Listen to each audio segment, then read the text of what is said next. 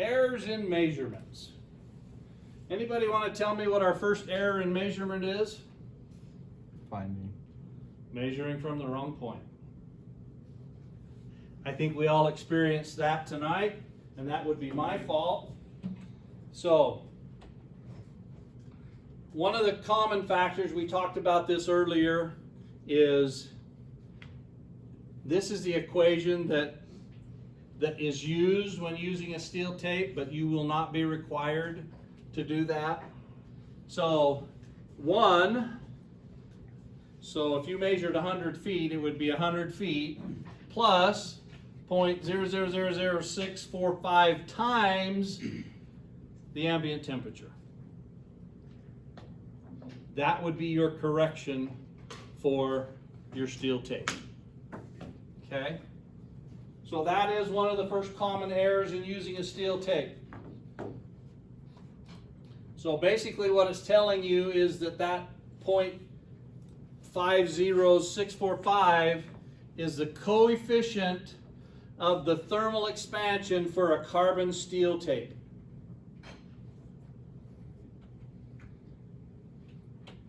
Okay, and here's an example of how you would come up with that answer. So when you were out in the field, it was 32 degrees. You measured 275 feet. So you took 1 plus this factor times 32 minus 68 equals 0.99976,480. You take that coefficient, times it by the actual distance that you measured, and you get your real distance of 274.94 feet. So you can see just in that particular example right there oh, my watch died. What's the temperature right now? Anybody know what the temperature? Anybody? 48 degrees. It's about 48, it says. So if we was to say it was 48 degrees, which is about halfway between 32 and 68, we would be off by 0.03 in our taping distance if we didn't apply a coefficient factor. Okay? But like I said, you're not going to be required to do that. This is knowledge that you need to have if you're using surveying practices in the field. You just need to know that if it's a different temperature and you're using a steel tape, that you will not come up with the exact distance. So now here's the opposite end of that spectrum. If we measured 275 feet and it was 85 degrees outside, we apply that factor, we actually measured 276 feet. So you can see that the opposite affects it greater on the warmer end, because the warmth of a steel tape will make it stretch faster than what the cold will make it contract. So we're going to be 276 feet, and we're not even 20 degrees over the 68 degree mark.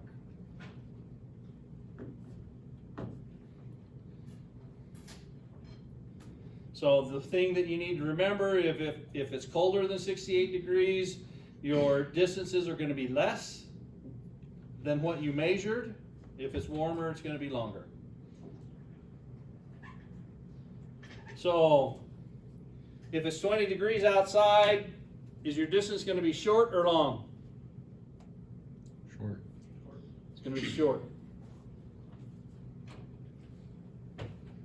Actually, it's going to be longer because remember that the tape contracts, and so you're going to measure 275 feet on your steel tape, but it's only going to be 274.94. Okay, another common error is, as you guys went through that course, you found out that we went through some little valleys, we went over a little ridge, we had some swales. So sag is a very common error in angle or in steel tape measuring. And that's where the steel tape does this number. And you guys found out that it takes a little bit more than just a slight tension to get that sag out. Some of the times you had to pull pretty hard in order to get the sag out of the tape. So you're going to find that, as I was watching most of you, you're going to find that your distances are going to be shorter than what you measured because you had sag in your tape. The other area that you're going to find is,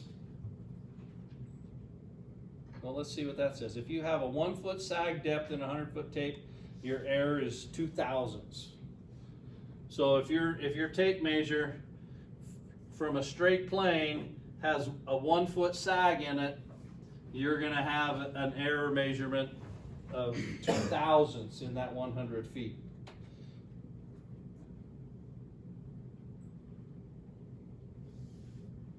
So if you have a vertical or horizontal deflection, or in other words, if you're off of alignment, so if you have a vertical, whether you're going this way or whether you're going left or right, if you have a deflection in it in a 10-foot tape, your error is going to be 5/100ths. So you see how much difference the misalignment and holding it vertical is going to affect you more than just the sag. Okay, what will these errors result in? A longer or shorter distance? Longer. You're going to measure a longer distance, aren't you?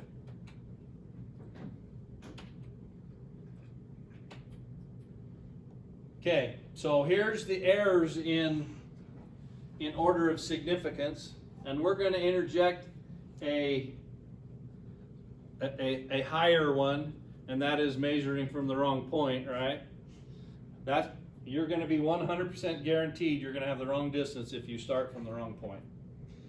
But the line pin count, when you're breaking chain and you're putting those pins in, if you missed one of those pins, then that's going to be the #1 significance in error. If I missed a 30-foot measurement, that's the first order of what's most likely going to mess it up. The second one is, and this is extremely common, this happens very easy, is reading the wrong foot. Because a lot of times you've got your thumb over the 36-foot mark, and as you look down you see either 35 or 37. And so you'll say, you'll give the wrong foot mark instead of what it really is. The temperature is going to make a difference, the sag is going to make a difference, the misalignment is going to make a difference, and out of level sighting, or in other words, we're going up over a rise and we weren't exactly on line. And then breaking chain, you have a math error. And then the other one is the recording of notes. So these are the most significant sources of where we're going to find error as we make our measurements. So here's some other things that we need to remember. And this is for your assignment when you turn it in. Each one of you needs to turn in one of those field notes. So you're going to get with the scrivener, or the person that took the notes. And I saw some of you taking a picture of it, and then you're going to write it down on your own piece of paper, or you're going to get your own piece of paper and copy it. Taking a picture of it probably makes it the quickest. We already did this. We did this, and we did that. So the next thing I wanted to show you was, let's pull it up.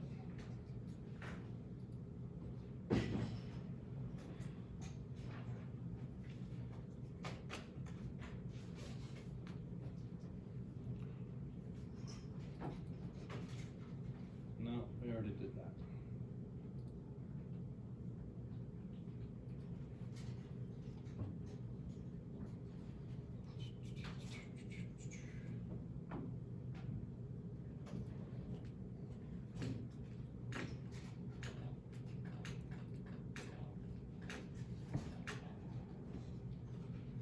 This is what your notes should look like.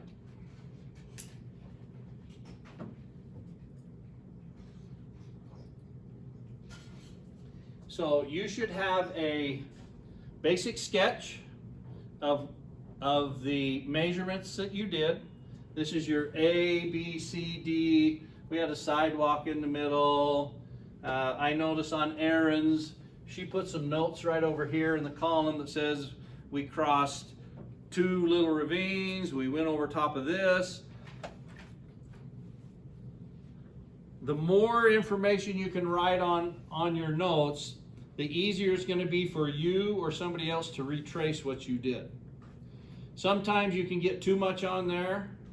I don't really care how many pedestrians crossed.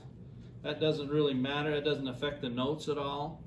So, but if you can say, we started on A, it was on a grassy knoll. We crossed over here, we went past the airplane, that's fine. That information is not. The other thing that we found out as we made an error is describing what you started on. I started on A, it was painted in red, it was a brass plug set in concrete. So if you started on A, that was a sprinkler head with a stake by it that said A, we'll be able to go out there and determine where the error is. So because of the way I pointed it out to everybody made a mistake on A, some people made a mistake on B, half of you started on C, was on the wrong point. D was great. Everybody did great on D. But if you was to say in your notes over here, A brass plug set in concrete, I would know that you started on the right spot. If you said A sprinkler head painted orange, then we will know that we started on the wrong spot. So, notes can have too much information, but generally they don't. Usually it's the other way around. We're all a little bit lazy. We don't want to write a whole bunch of notes. So we're just going to say A. And then we measure to B. The other thing that I want every one of your notes to have on is a north arrow. Maybe some of you liked the way that it turned and you had A to B to C and you had it going this way, which will make sense if you have a north arrow on there. I'll know exactly where you went when it has a north arrow on. So what you're going to have is you're going to have A, then you're going to have A to B, and you're going to have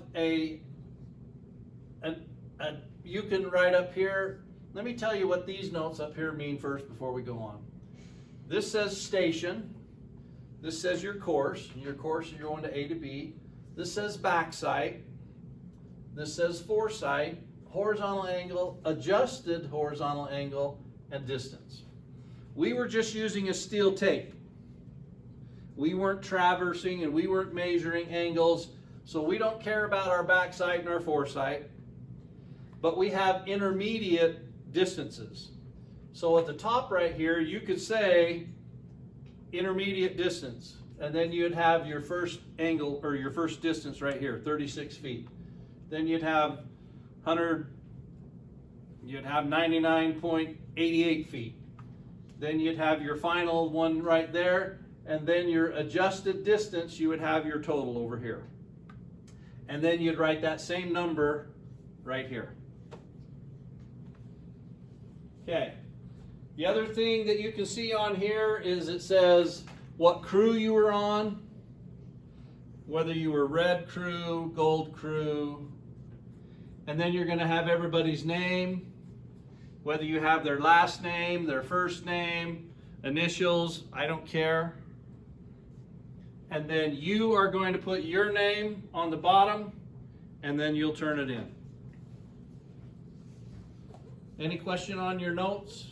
Yes? Do you want us to put our name in the top right corner as well, or just the rest of our crew? You can put your name either at the top or the bottom, whichever's convenient for you. Just so long as I can differentiate between who's turning this in and who the crew is.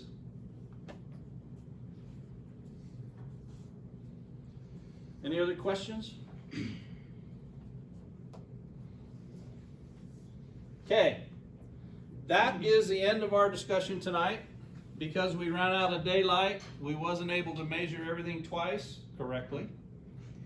So we would have been out there a little bit later tonight. So you guys are excused for tonight. Monday, what's due on Monday?